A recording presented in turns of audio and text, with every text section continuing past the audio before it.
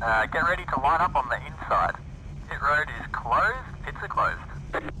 Hey guys, Britta here. Welcome back to iRacing. Here we are in a familiar car. Well, some may be familiar to some of you, and some maybe not. But street stocks here at USA International Speedway. 25 laps here. The number one Synergy Sim Racing street stock. So some of you may know that I was the Division 1 champion and overall champion in Season 3 2017. Didn't follow it up Season 4 2017 because I didn't race enough. I progressed from that onto late models, so we're back in it for this race anyway.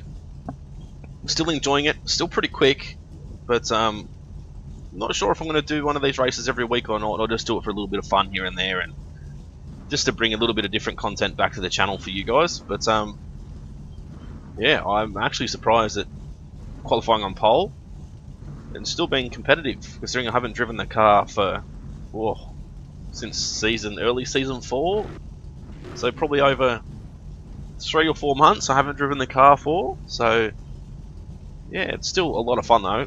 It's more difficult to drive than it actually looks.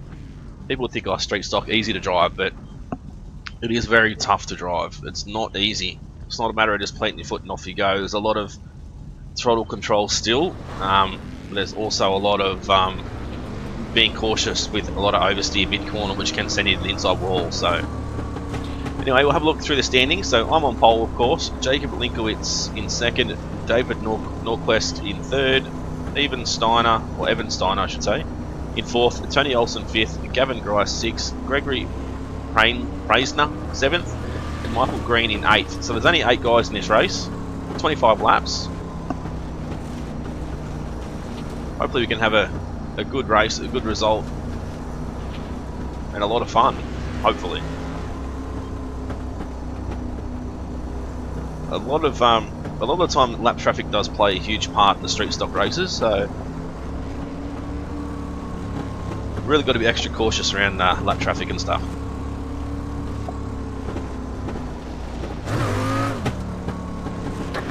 Safety car lights have just gone out, so pull those belts tight, we're going green this time.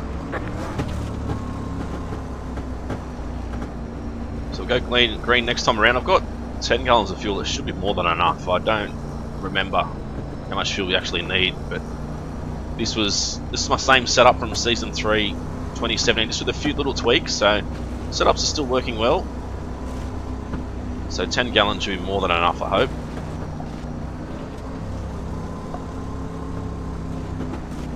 Alright, here we go, man. Going Slow green run now. down a little bit just so we can get a good start here.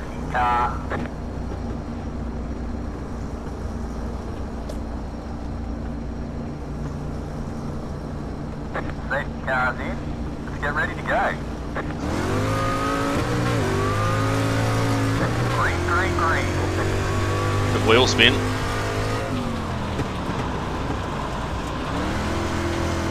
Huge slide to the outside wall. You usually don't want to do that. Want to stay as low as possible.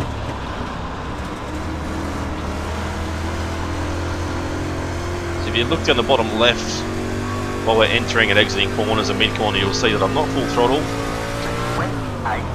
There's a lot of throttle control stuff that you do need to sort of be aware of.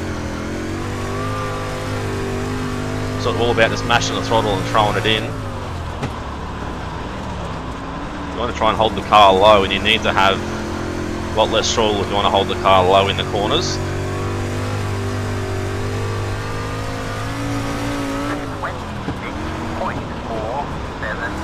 That's much better entry there into 1.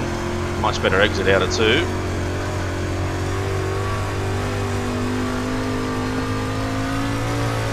Throw it in completely off throttle, and then hopefully slide through the corner. Didn't slide enough, but exit low against that inside wall.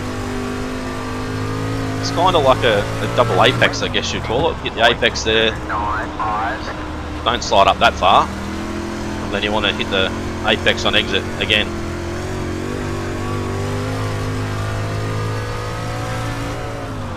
Once again, try and hit that inside apex, which I missed a little bit. Slide up mid-track and then exit down low. Get a good run out of there down low, you're just going to absolutely fly past people down the straights.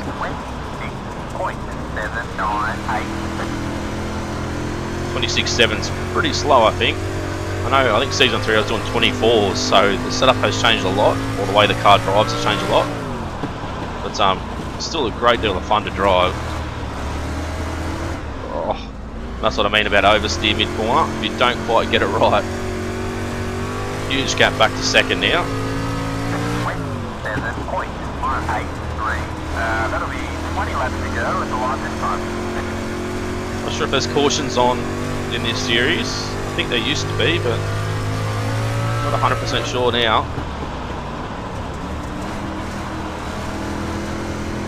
Good to get one and tighten the field back up about midway through the race.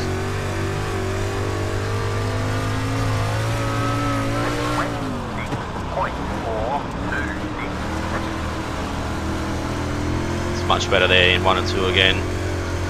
Pretty good exit out of 2.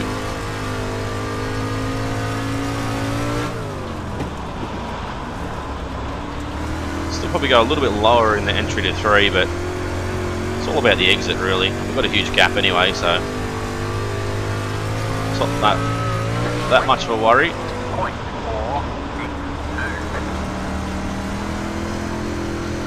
That was near perfect there in 1 and 2.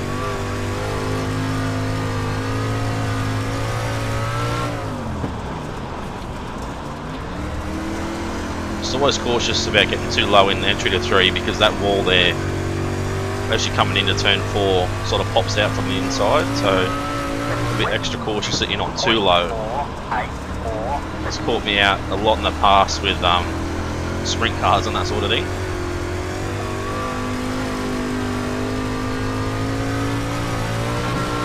Throw it in lower this time, and you'll see the wall pops out now, and then mad oversteer.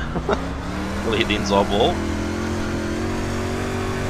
That's what I mean about the car. The car's not easy to drive, you know. You get the corner wrong like that and the car just wants to continue to turn towards that inside wall, so you've got to be very, very cautious. Especially like mid-corner and that sort of thing.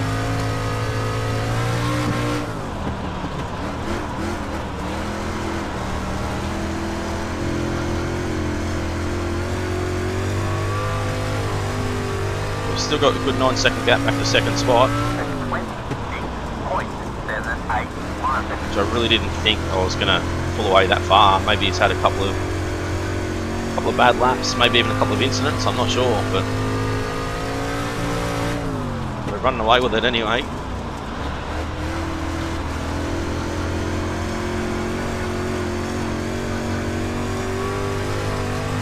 Check on fuel, we should have plenty of fuel. 827.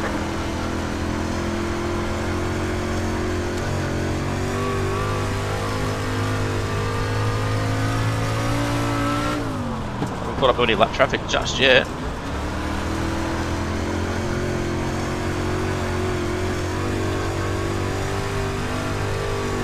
Tony Olsen and Evan just ahead. So if you wanted to, you can run the high side, but it's much, much slower. Street stock, you always want to be on the inside. Same with the late models. Doesn't matter how slick the inside is, you really always want to be on the inside, except for Volusia. Volusia, you can run the high line and be quicker. But everywhere else, I think the low line is the way to go. Oh, and Eldora, I should say. But that's just common sense really. Eldora is always usually the high line, it's the fastest way around the track.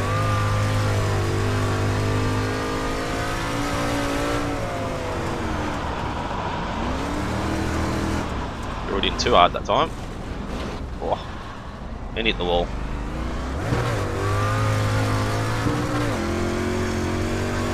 No steering damage, which is always good. 29.145. The higher you get, the more that rear end is going to sort of slide towards that outside wall. So you've still got to be pretty careful. Same, you don't want to smash the throttle. Like that right rear is pretty much touching the wall there.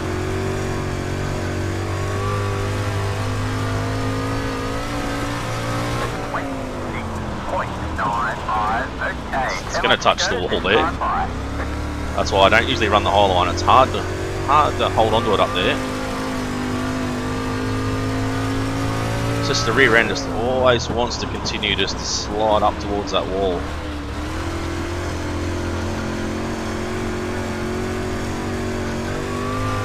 Low line is always faster, of course, and much more comfortable with the low line.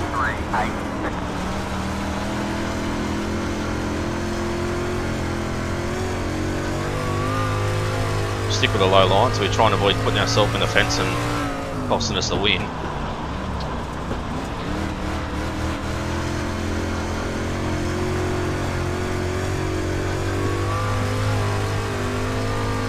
So any setup hints I can give you guys is if you feel like the car is way too loose on entry, you know, bump up your front stagger, put your rear stagger at about 4 and see how that goes.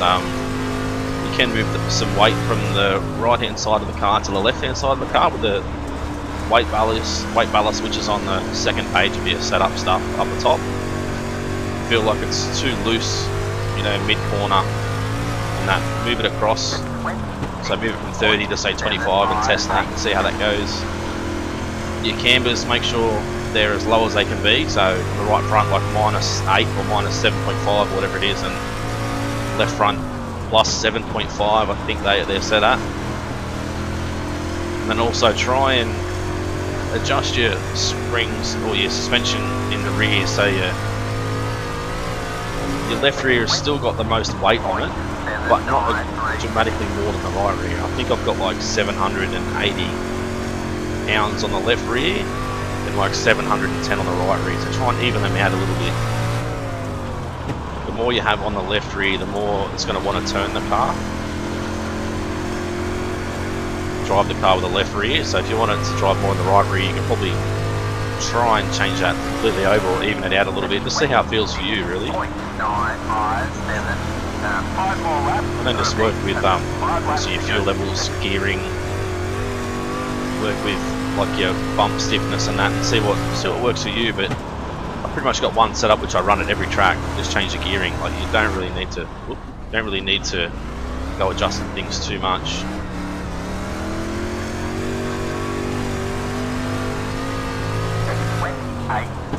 So the track's starting to slipping off a fair bit now, but these cars can run through the slick. You just got to be, you know, careful, of course. But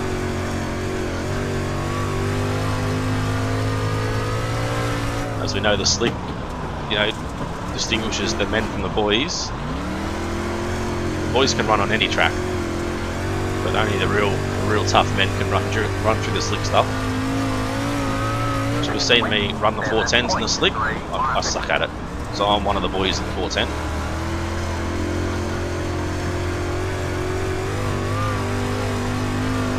Coming up on 2 to go. It's going to be a fairly quick race, no cautions, and a dominating performance with a lot of mistakes, of course. Wouldn't be a race without me making a mistake. Only 2 more laps to go. Stay focused.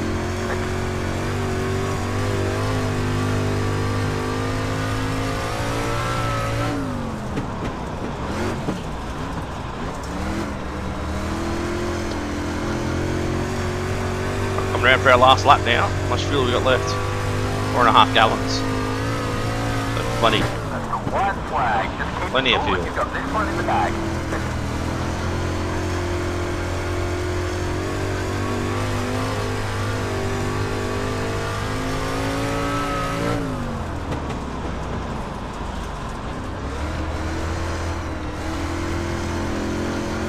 So come around, cross the line, take the win.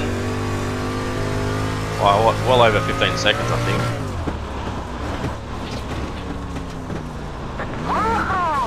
Might as well tag the wall again. Such a good race. I can't believe that. Well, hopefully you guys enjoyed that. Killed it out there today. Bringing back the old school street stock. Great work out there today.